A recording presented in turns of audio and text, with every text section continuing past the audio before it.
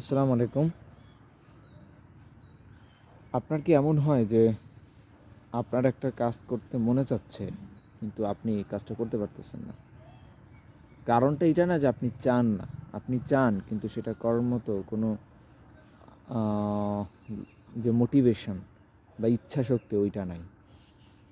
এবং দেখা যায় যে আপনি মনে চাচ্ছে বা মন বলতেছে বা আপনি মনে করতেছেন আমার বই পড়া উচিত। কিন্তু বই খুললে আর বই পড়তে মনে চায় না। যদি আপনার অবস্থা এমন হয় তাহলে আপনার মূলত ডোপামিন বেসড লেভেলের সমস্যা।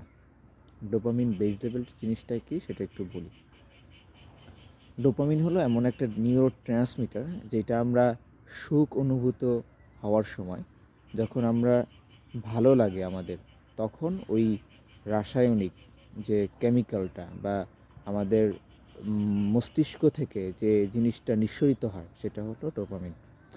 তো ডোপামিন ধরেন সুখ কিভাবে পাইতে পারি আমরা? অনেকভাবে পাইতে পারি। যেমন ধরেন বই পড়লেও কিন্তু একটা সুখ অনুভূত হয়। খেললে একটা সুখ অনুভূত হয়। তারপরে দৌড়াইলেও একটা সুখ অনুভূত হয়। জিম করলে একটা সুখ অনুভূত হয়। কাজ করলেও কিন্তু একটা সুখ অনুভূত হয়। তবে সেই সুখ যে যেটা পাই আমরা সেটা একটা সার্টেন টাইমের পরে। যেমন ধরেন আপনি বই পড়া শুরু করলেন। আপনি কি সাথে সাথেই আপনি যদি গল্পের বই না পড়েন, আপনি কি সাথে সাথেই মজা পাওয়া শুরু করবেন? না। ১ম এই কেউ বই পড়ে মজা পায় না।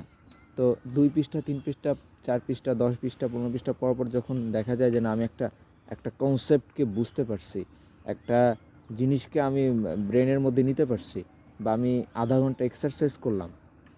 আমার কিন্তু ১ম এ কষ্ট হবে কিন্তু ০.৫ ঘন্টা পরে যখন আপনার শরীরটা মানে এনার্জেটিক ফিল হবে তখন কিন্তু আপনার ভাল লাগবে। এটা কিন্তু শুরুতেই হবে না। তো এই যে ডোপামিনটা রিলিজ হলো সেটা কিন্তু ১ম এই না। একটা টাইমের পরে গিয়ে ডোপামিনটা রিলিজ হলো। মানে সুখ অনুভূতিটা হইল।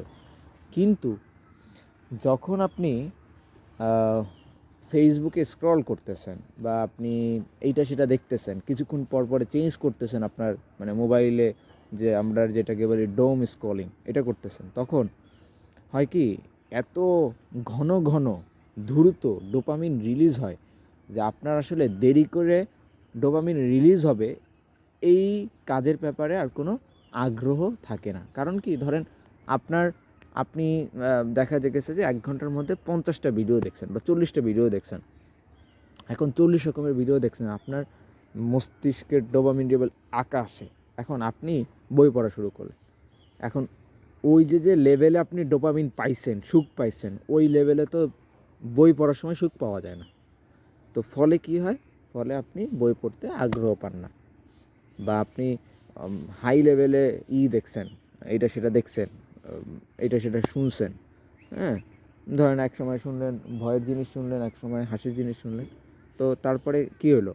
তারপরে আপনি কাজ শুরু করলেন। তো কাজে তো আপনি এরকমভাবে ডোপামিন রিলিজ হবে না। আপনি একটা প্রজেক্ট শেষ করার পরে একটা সার্টেন টাইপ অফ ডোপামিন পাবেন। তো আমরা যখন ঘন ঘন ফ্রিকুয়েন্টলি ডোপামিন নেই, এই যে স্ক্রলিং কইরা বা এটা সেটা দেইখা, তখন কি হয় আমাদের ডোপামিন বেস লিমিটটা নষ্ট হয়। তখন কাজটা করতে গেলে আমাদের আর কোনো মানে যে আগ্রহ উদ্দীপনা বা শক্তি ওইটা আর থাকে না। কাজেই আমাদের ডোপামিন বেস লেভেলটাকে কী করতে হবে? মজবুত করতে হবে। স্পাইক করা যাবে না। খুব ফ্রিকোয়েন্টলি খুব সহজ কাজে শ্যালো কাজে আমাদের ডোপামিনটাকে দ্রুত নিঃসরণ করা যাবে না। ডোপামিনকে ধইরে রাখতে হবে। যেন আমি আমার কাজের জন্য একটা ভালো কাজ করার পরে যেন আমি আমার ডোপামিনটাকে রিলিজ করতে পারি। তাইলে কী হবে? আমরা আমাদের ডোপামিনটাকে যত আমি ডোপামিন সংযমী হব, তত আমি ভালো কাজ করতে পারবো। আর যদি আমি অসংযমী হই আমার ডোপামিনের ব্যাপারে, আমি ধুমধাম সুখ পাচ্ছি এটাতে সেটাতে, তখন আমার কাজের কাজটা আর কি হবে না। তো thank you so much for watching this video. দেখা হবে অন্য কোনো ভিডিওতে।